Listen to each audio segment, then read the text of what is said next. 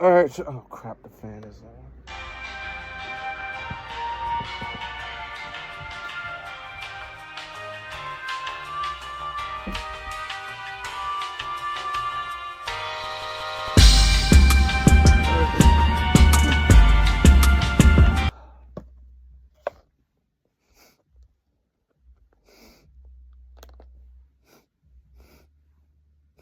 Hmm. Y'all know what that smell like?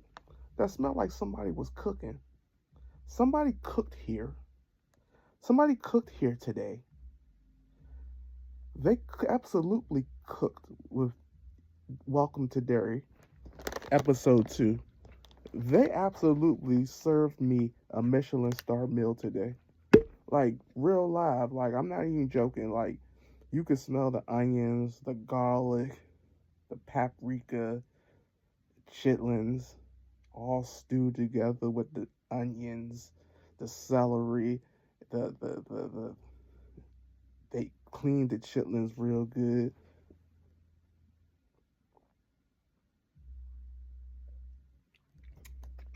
Somebody cooked here. It's so good I had to get my notes. I had to write notes down for this today. And for those of y'all that don't know what an unreview is, because I know y'all see it in my titles a lot, an unreview is me just sitting up here talking about it. That's it. It's not a discussion. I don't mind people chiming in the comments. It's not a discussion.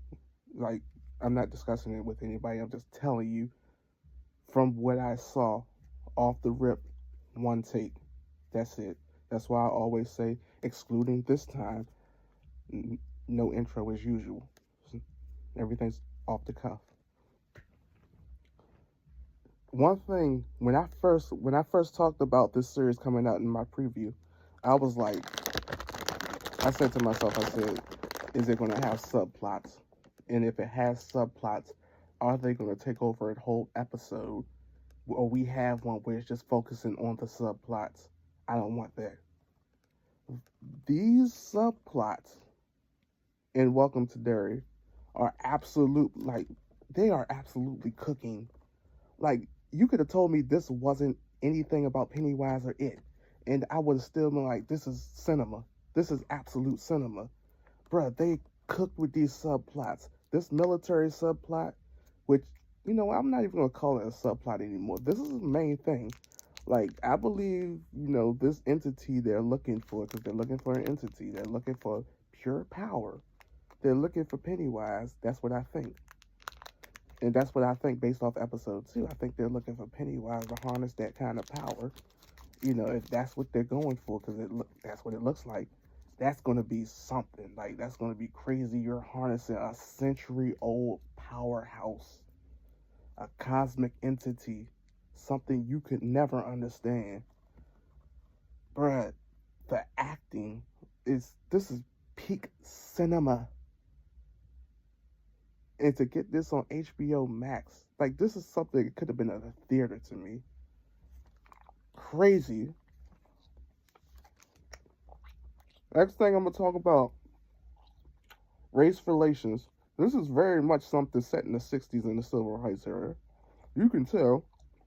You can tell when Charlotte was going out there to break up them boys from their fight. They was looking at her, and they wanted to call her the hard R.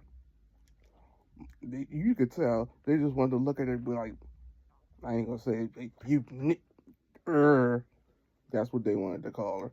But you kind of saw the race relations in the first episode, especially with Masters. Like, bro blows me. Like, everything about him, just his whole demeanor just irritates my spirit. And then y'all see that teacher, like, she just she's so prejudiced. That's that boy first day coming into school, and you like, he heard him in the class. He don't know what the class said. He don't know what the class said. You could never be my teacher. I'd have told you off in front of everybody. They'd have had to send me home. I'd have called all types of big backs. What's next I'm gonna get into?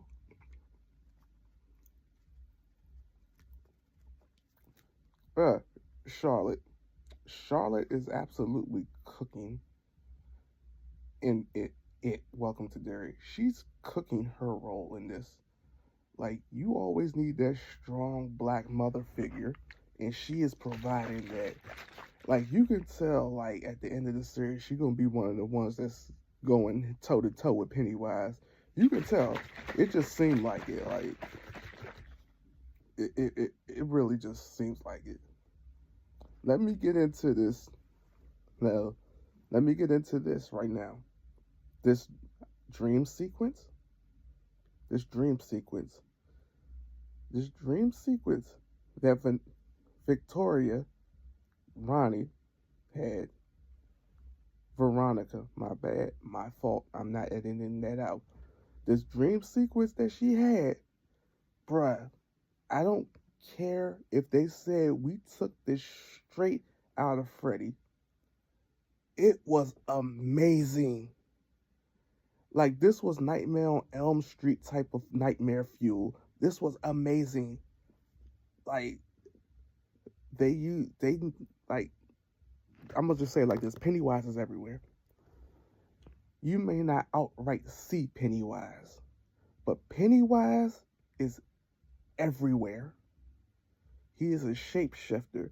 Hey, you have not seen Pennywise in full these 2 episodes, but Pennywise himself is everywhere, in everything. Like, you gonna come to the end of the series, you're gonna be like, man, we only saw Pennywise maybe once or twice. Then you got rewatching, and you realize he was there all along. He was there all along, tormenting people. And in this dream sequence, pure 1980s Nightmare on Elm Street type of fuel. Like, this was amazingly crafted. The artwork, amazing. The graphics, amazing. Like, even the psychology behind it. Because you know how she feels about her mother. And you know her mother probably would never say nothing like that. But Pennywise, he's pure evil. He's going to make the people that would never say anything like that. He's going to come and appear to you and make them say the foulest thing, because that's what he is. Centuries old evil entity. This is Pennywise.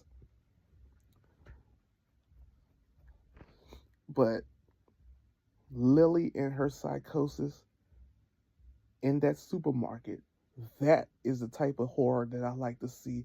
Not the dream sequence was great. Don't get me wrong. Matter of fact, it was epic. Epic. But when I like in horror is that psychological horror. That horror that doesn't just try to get a jump scare out of you. It builds up. Like, you see the people peeking around the corners. You see the whispers. You hear the psychosis. You hear everything that's going on in her mind, to the point where you feel like, oh my, I'm going crazy. I'm going crazy, because that's what she hears. When people have that psychosis, that's how they feel. Like, it's not something that they can see. It's a feeling. It's a feeling transferred, and so we could see it. I just messed that all up. Let me try to explain it, because I did a horrible job of it. For someone that has a bachelor's degree in psychology, that did all that studying, I should be able to explain that better. Here goes. What you saw in the supermarket was how she felt, not what she saw. It was her feelings translated so that the viewer could see what she was feeling. She's feeling trapped in. She's feeling trapped. She's feeling like there's no way out. We need to be able to see that. So they created that maze in the supermarket. And that was amazing. I loved it. Yeah, I know it's a thing about pickles that goes back to the first episode.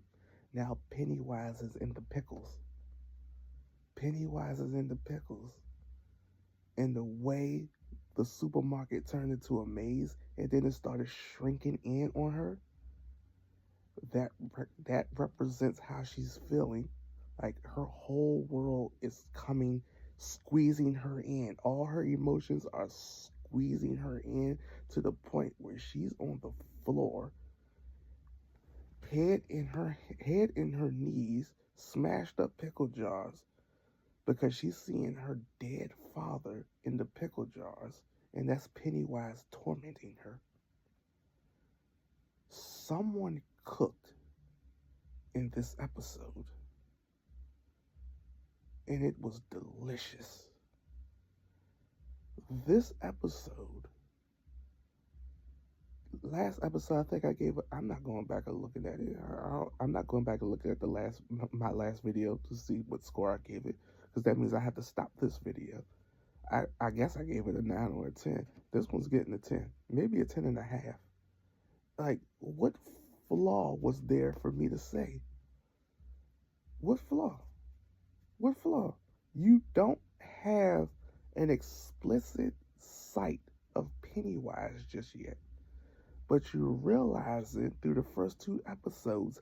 Pennywise is everywhere because he's a shapeshifter. Century-old cosmic entity shapeshifter. That's what Pennywise is. They are cooking. They done put the pot down. They done seasoned it up. Got some vinegar in there.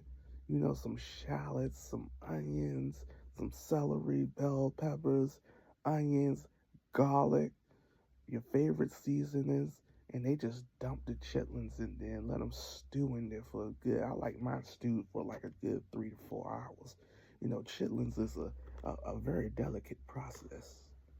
You gotta get it tasted just right. It's gotta have that good stank to it. It's gotta have that good funk to it. It's gotta have that, and then when you got that vinegar in it, it hit the back of your throat. You go, ah. Then you just drink the broth. That's what this was. They cooked. Like, I'm gonna have to end it here. I cannot wait till episode 3. I have to wait till next Sunday. Or, because they released this on a Friday, will they release the 3rd episode of this Sunday? I'm hoping so. I have not checked. I hope so.